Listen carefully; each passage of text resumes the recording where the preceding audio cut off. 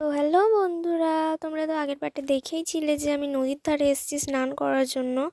তো দেখতেই পাচ্ছ এখানে কি সব তৈরি হচ্ছে, এগুলো ঠিক কী তৈরি হচ্ছে আমি বলতে পারবো না। আগে এই জায়গাটা পুরোটাই গাছপালা ছিল, তো এখন দেখছি এগুলোই কিছুই নেই, পুরো জায়গাটাই ফাঁকা।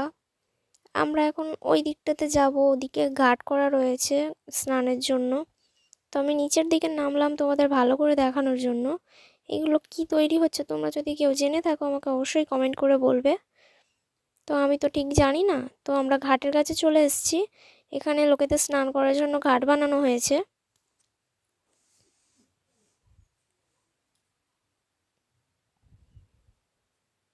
যেহেতু এখন ভাটা, তাই অনেকটাই জল নিচে নেমে গেছে, তাই আমাদেরও অনেকটা কাদা মারিয়েই যেতে হবে।